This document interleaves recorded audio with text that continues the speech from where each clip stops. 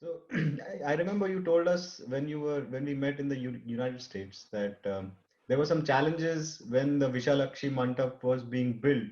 So the when you were made in charge, were the plans already drawn out, or was it a work in progress? So where did you pick it up? So that is also a story in itself.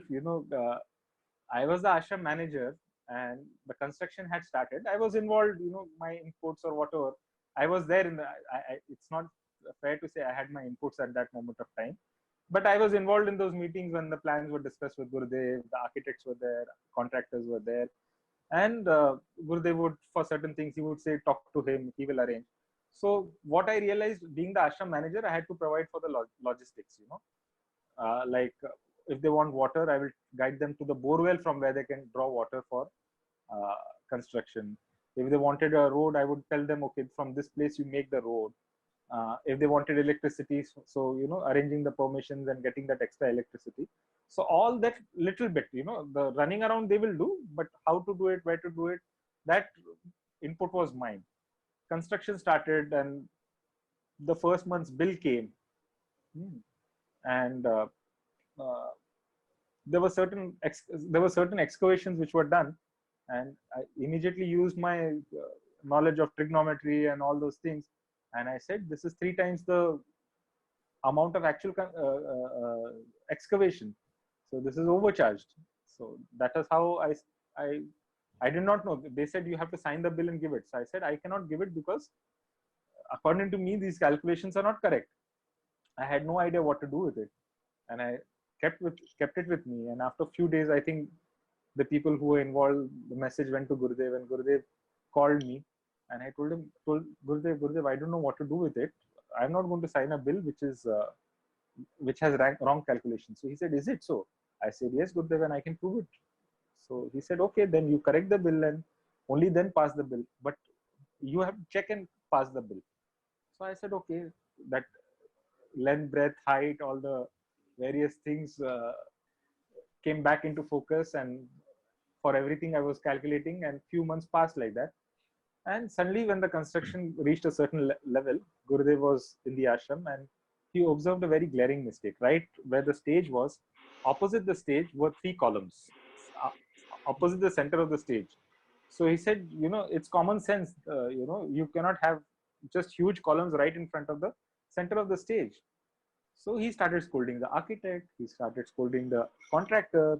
You are so well this, and you should have idea, common sense that this is it.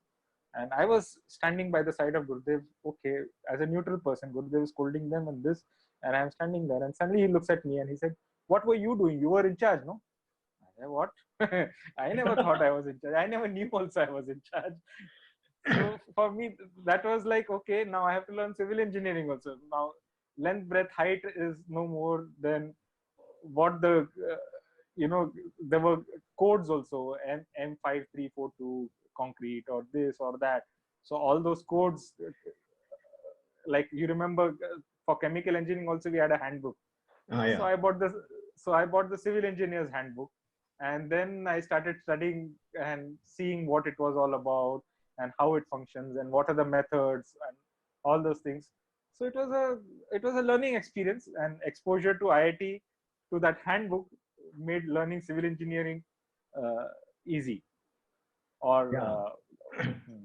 Yeah, right. But what I say is that a chemical engineer can do anything. We can do controls, we can do construction, we can do rate processes, we can do absolute. So I think Gurudev had so much insight that he picked a chemical engineer and he says, okay, I'm going to get this guy because he can do it all. One fellow can do everything. Yeah, I think at another world, in another level, he knew it. But I think that was like a Tina factor. There is no alternative. I was the only qualified. So So yeah, out of because of all that, the, go ahead, go ahead. then electrical engineering aspects came into, instrumentation aspects came into it, and we have air conditioners, and we designed our own air cooling system. So the mechanical engineering part also came, the airflows and all those things. Airflows is also chemical engineering topic, so it's So all those aspects came there. That was nice. And then there was a story of the LED colors that were laid out. There was something you told us. Yeah, not LED colors. It was like we were near to the completion of the building. About 3 or 4 months were left, and we had still not finalized the color of the building.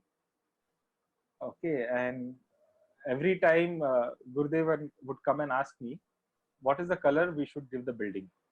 And I would say, Gurudev, white or off-white. And he would ask me why. So I will say, Gurudev, in the daytime, white and off-white will look good. And night time, because now different types of lights are coming, we can give it any color, the building any color. So on a white, off-white, it's easy to give any color to the building with lights. And then he will listen to me, and he said, no, I wanted pink. So I will say, okay, pink? Gurudev, pink. Pink. Like Sumeru Mandap. Achha, like Sumeru Mandap, pink. So I said, okay, Gurudev, if you say pink, pink. And like 2-3 days would pass, and again he will come and ask me, what do you think should be the color of the building? And I will say white or off-white, because he's asking my views. My view is white off-white. And right. And again he will say, I wanted pink. And the moment he says pink, the boss is saying pink, I will make it pink. I have no issues. The boss is always right. So this continued for some time, and then he was going out for 15 days. It was only about 2.5 months left for the construction to complete. And I told Gurudev, you have to give me a color, otherwise I will not be able to complete the building. So he was on his way to the airport. He came to the building. He went around, he sat in the car, and then finally, I put my head into the car and I said, Gurudev, when you come back in 15 days, 70% of this building is going to be pink.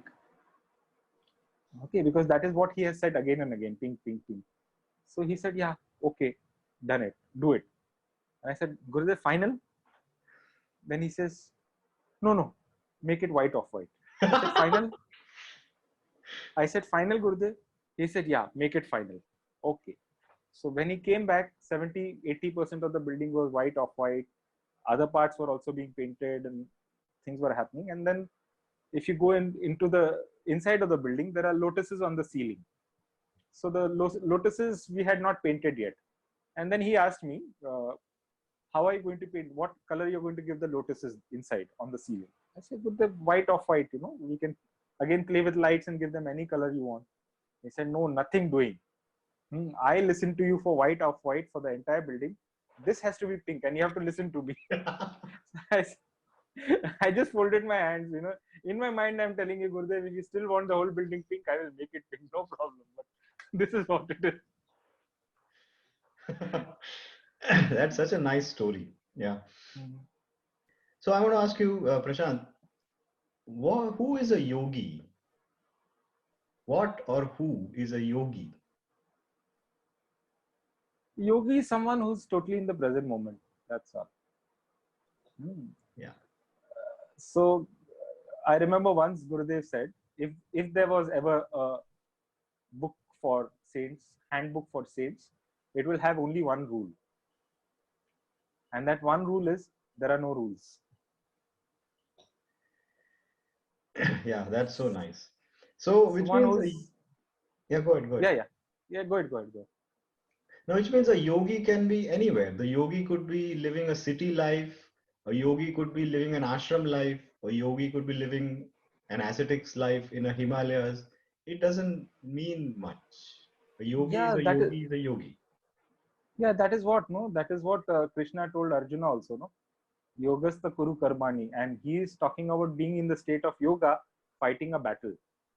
Now, if you see why a battle, a battle is the extreme form of worldly life that you get into to such an extent that you are ready to kill each other. Right. Is it? Extreme. Yeah. All the others are other part of worldly life is business, your day-to-day life, and everything. But even in a battlefield, you can be established in the state of yoga. That is the beauty of Bhagavad Gita, that he's saying that, okay, you fight your battle, being established. So the rest of the life is anyway a yogi's life. You can lead a yogi's life and do whatever you want to do. Right. So, from your point of view, you have seen like life in the ashram. You've also maybe gone to Rishikesh and seen these ascetics and monks, on the banks of the Ganga, etc. Do you see a difference, or for you is it all the same? Yeah, Gurudev always says, no, it is difficult to judge anything from its package. You know, so what you see in Rishikesh or anywhere else is just a package. You still really don't know what is inside. Hmm. Inside the most clumsiest of person inside the most repulsive of person also might be a very wakeful yogi, and inside the most polished person also might be a yogi there. So we really can't judge a person from this, and that is what I have learned from Gurudev. He's totally non-judgmental with anyone and everyone. You know, all those worldly labels, he's a cheat or he's a fraud or he's this, he's that, it doesn't stick with him. He deals with everyone equally with that patience and love and care, and that is what I have also learned over a period of time. I might not be still at that level like he is, but yeah, that is where we have to be. So